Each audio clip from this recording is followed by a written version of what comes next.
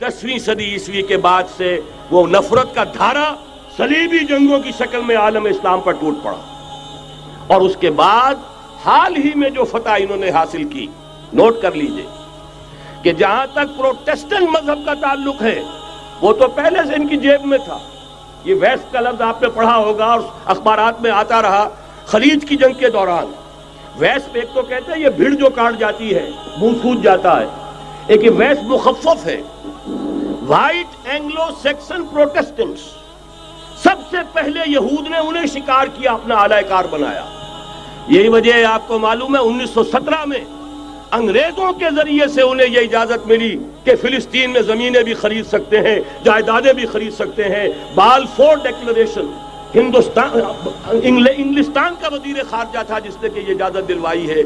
वरना यह कि खिलाफत उस्मानिया जब तक कायम रही है, खलीफा उस्मानी तुर्क खलीफा ने इजाजत नहीं दी, इसलिए कि हजरत उमर रजी अल्लाह तआला अन्हु ने, यह भी अब तारीख की एक हकीकत बयान कर रहा हूं जो शायद बहुत से हजरात के इल्म में न हो, कि जब यरूशलेम के ईसाइयों ने सरेंडर किया है यरूशलेम, हजरत उमर आए हैं, तशरीफ लाए हैं मदीना मुनव्वरा से चार्ज लेने के लिए।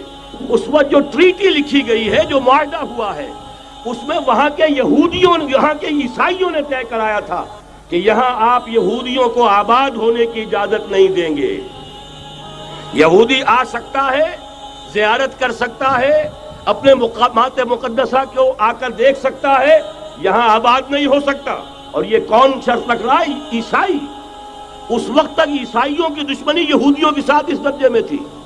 और यही हजरत उमर रजी अल्लाह तआला अन्हु की वो शर्त थी कि सलातीन उस्मानिया, खुलफाए उस्मानिया ने भी, हालांकि यहूदियों ने बड़ी से बड़ी रिश्वत देने की कोशिश की है, सुल्तान अब्दुल हमीद खान को यूं समझिए कि सीमो जर से खरीदने की कोशिश की है, लेकिन इसके बावजूद उनका कि जो फैसला हजरत उमर कर गए थे, जो कमिटमेंट रजी अल्लाह तआला अन्हु उनकी है, मैं उससे सरे मुंह इन्हिराफ नहीं कर सकता। असल में उसी की तो सदा है जो फ्री मेसनरी के जरिए से खिलाफत का खात्मा कराया गया, कि यही सबसे बड़ी रुकावट है। अगर खिलाफत खत्म न होती और अगर कहीं जिहाद का ऐलान खलीफा उस्मानी की तरफ से हो गया होता, तो ये कही थी बात जब हजरत शेखुल हिंद रहमतुल्लाह अलैह जब ये असीरी में थे माल्टा में, तो वहां का अंग्रेज कमांडेंट, उसने चूंकि वो कुछ मुरीद हो गया था या कम से कम अकीदतमंद हो गया था, एक रोज हजरत शेखुल हिंद ने उनसे सवाल किया उस शख्स से कि आप लोग हमारी खिलाफत के पीछे क्यों पड़े हुए? ये तो बीमार, तुम खुद कहते हो, यूरोप का मर्दे बीमार तुर्की, आपको क्या डर है इससे? आप क्यों इस बेचारी खिलाफत के दर पे हैं? उस शख्स ने जवाब दिया था, मौलाना इतने भोलपन के साथ बात ना कीजिए, हम भी जानते हैं, आप भी जानते हैं, अगर कहीं खिलाफत उस्मानिया की तरफ से जिहाद का ऐलान हो गया तो पूरे आलम इस्लाम से लाखों मुसलमान अपने सरों से कफन बांध कर निकल आएंगे। आज इस गए गुजरे दौर में भी इस कमजोर और यूं समझिए कि नाम नेहाद खिलाफत के अंदर इतनी जान है, इतनी ताकत, लिहाजा उसको खत्म किया गया। और खत्म कराया गया किन के जरिए से? वो जो मुसलमान कहलाते हैं थे फ्री मेसन, मुस्तफा कमाल पाशा फ्री मेसन, और उसके जरिए से इन्होंने सारे काम जो करवाए वो दर हकीकत अपनी साजिशों के जरिए से और मुसलमानों को इस्तेमाल करके करवाए। बहरहाल बात लंबी हो रही है। पहली बात तो यह है कि वही नक्शा उस वक्त का आज भी है जहां तक यहूदियों का ताल्लुक है, लेकिन फर्क ये वाक़ हो गया कि उस वक्त ईसाई यहूदियों के ताबे नहीं थे, बल्कि ईसाइयों और यहूदियों के माबैन दुश्मनी थी। आज यहूदी ईसाइयों पर मुसल्लत हो चुका है। फरंग की रगे जहां पंजे यहूद में है, और आज के फरंग का लीडर अमेरिका है। अमेरिका का सदर यूं समझिए कि वो इन यहूदियों का गुलाम है। मजाल नहीं कि उनकी मर्जी से इधर से उधर हो जाए, और अगर कोई गलती से इधर से उधर हो जाए तो उसका पत्ता चाक हो जाएगा। आप देखिए क्या हशर हुआ है बुश का, हालांकि बहुत बड़ा हीरो बनकर निकला था गल्फ वॉर से, लेकिन जरा सा एक बयान दे दिया था कि जो इसराइल को पसंद नहीं आया, तो जो इलेक्शन में चारों शाने चित हुआ है उसका जो हशर हुआ है वो देख लीजिए। तो पहली बात तो ये समझ लीजिए कि आज भी यहूदी, ये न्यू वर्ल्ड ऑर्डर है, न्यू वर्ल्ड ऑर्डर, और इसमें ईसाई दुनिया उसकी आलाकार है। अब सूरत हाल क्या है? ईसाई दुनिया, मैं एक बात बता रहा था बीच में रह गई, कि जहां तक प्रोटेस्टेंट ईसाई थे वो तो पहले इनके हाथ में थे। हाल ही में इन्होंने जो फतह हासिल की है وہ کیتھولک عیسائیت کو بھی اپنے ہاتھ میں لے لیا ہے۔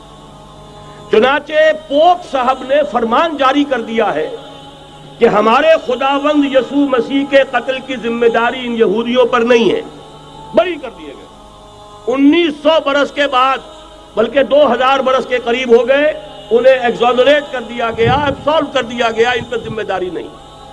نتیجہ یہ نکلا ہے کہ ابھی چند مہینے پہلے جو مذاکرات صلح کے ہو رہے تھے، جن میں یاسر عرفات بھی تھے اور یہ اسحاق رابین گیا ہوا تھا واشنگٹن، وہاں سے واپس آیا ہے تو روم میں رک کر پاپائے روم سے ملاقات کر کے تشریف لائے ہیں، انہیں دعوت دی ہے کہ یروشلم آئیے، اور ویٹیکان نے تسلیم کر لیا ہے اسرائیل کو، اور ویٹیکان کا اب جو ہے ایک ایمبیسی، اس کا جو ہے سفارت خانہ وہ یروشلم میں بننے والا ہے، اور پوپ صاحب بھی وزٹ کرنے والے ہیں۔ گویا کہ یہ گٹھ جوڑ اب مکمل ہو چکا، اب کہیں اس میں کوئی کمی نہیں رہی۔ اس یونائٹڈ فورس کے ساتھ یہ نیو ورلڈ آرڈر اس وقت عالم اسلام پر حملہ آور ہے۔ اب اس میں نوٹ کیجئے کہ اس وقت کی فضا ہے کیا۔ عالم اسلام میں سے عالم عرب ان کے شکنجے میں جا چکا، کیوں بنا کر کھڑے ہوئے ہیں اسرائیل کو ماننے کے لیے اور سر تسلیم خم کرنے کے لیے۔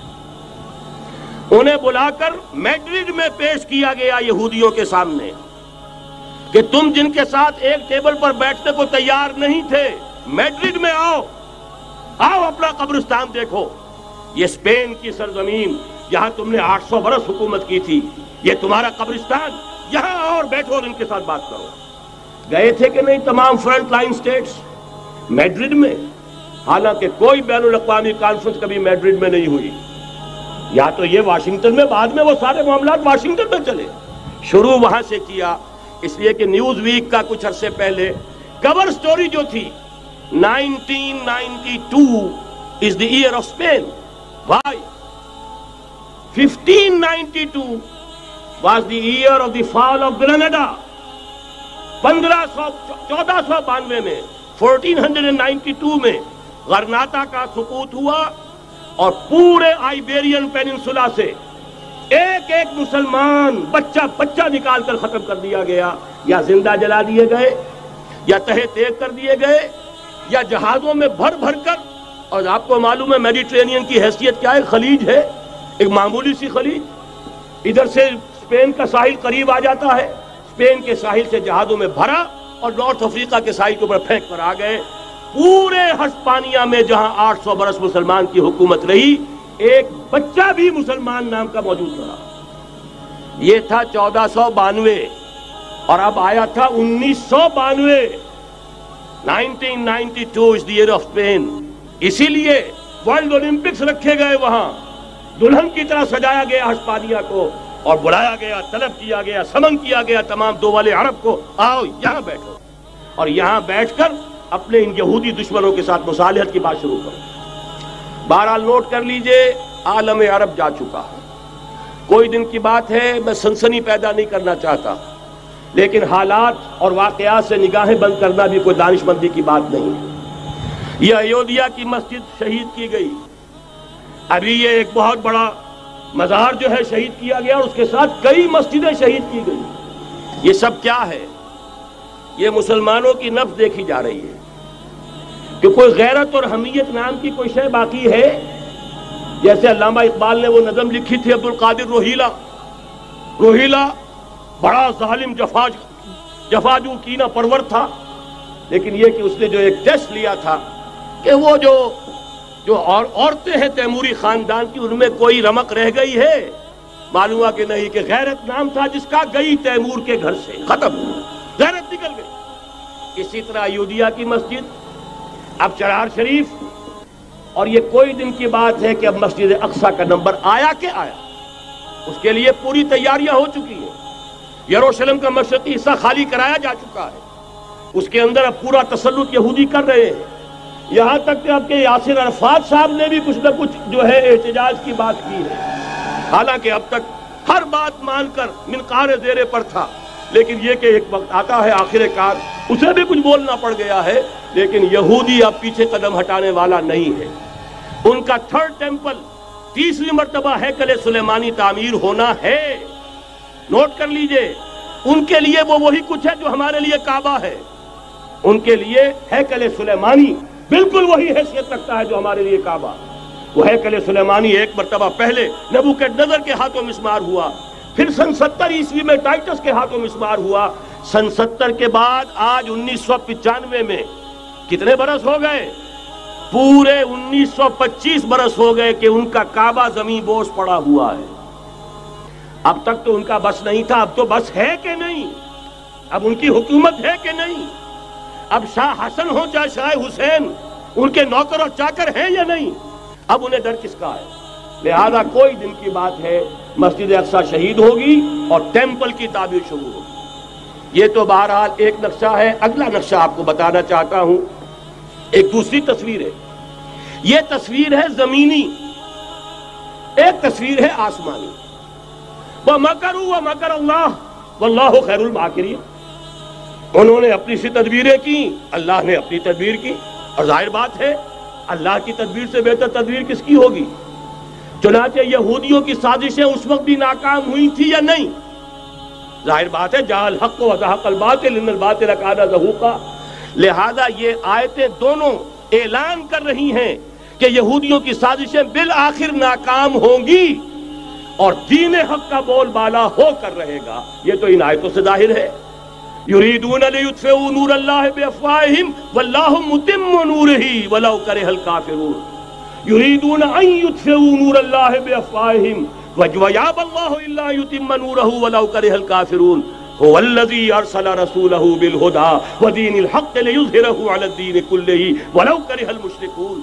اللہ نے تو بھیجا ہی ہے اپنے رسول کو اس فیصلے کے ساتھ اور یہ ذمہ داری اور مشن دے کر کہ جو دین حق آپ کو دے کر بھیجا جا رہا ہے اسے غالب کیجئے، نافذ کیجئے، قائم کیجئے. اس مشن کے ساتھ بھیجا جا رہا ہے اور وہ بہرحال آیا جاء الحق وزهق الباطل ان الباطل کان زہوقا. لیکن نوٹ کرنے کی بات یہ ہے، ذرا یہاں تھوڑا سا تحمل کے ساتھ غور کیجئے گا، کہیں میرے خلاف کوئی فتویٰ دینا شروع کر دیں. کیا حضور کا مقصد بعثت اس وقت مکمل ہو گیا تھا؟ ایک درجے میں ہو گیا کہ جزیرہ نما عرب پر اللہ کے نور کا بھی اتمام ہو گیا، اللہ کا دین بھی غالب ہو گیا. ہو گیا کہ نہیں ہو گیا؟ لیکن کیا محمد الرسول اللہ صرف عرب کے لیے بھیجے گئے تھے؟ قرآن کہتا ہے ببانگ دہل وما ارسلناک الا کافۃ للناس بشیرا ونذیرا. اے محمد صلی اللہ علیہ وسلم، ہم نے نہیں بھیجا ہے آپ کو مگر پوری نوع انسانی کے لیے بشیر اور نذیر بنا کر. تو جان لیجئے کہ یہ مقصد بعثت محمدی صلی اللہ علیہ وسلم بتمام و کمال اس وقت پورا ہوگا جب کل عالم انسانیت پر، کل روح ارضی پر اللہ کا دین اسی طرح غالب ہو جائے گا جس طرح کہ محمد رسول اللہ والذین معہ صلی اللہ علیہ وسلم ورضی اللہ تعالی عنہم اجمعین، ان کے ہاتھوں سے، ان کے ایثار سے، ان کی قربانیوں سے، جن کا نقشہ آپ کے سامنے مولانا کھینچ چکے ہیں، ان کے اثار، ان کی قربانیاں، ان کی محنت، ان کی جفاکشی، ان کی سرفروشی، ان کے جان تن من دھن لگا دینے کے نتیجے میں جیسے اس وقت غالب ہوا تھا کل روح ارضی پر غالب ہوگا، تب کہیں جا کر مقصد بعثت محمدی مکمل ہوگا. یہی وجہ ہے اقبال نے کہا تھا وقت فرصت ہے کہاں، کام ابھی باقی ہے، نور توحید کا اتمام ابھی باقی ہے. لیکن ساتھ ہی خوشخبری بھی دی تھی، یہ چمن معمور ہوگا نغمہ توحید سے. آئے گا وہ دور، یہ چمن معمور ہوگا نغمہ توحید سے، لازماً آ کر رہے گا.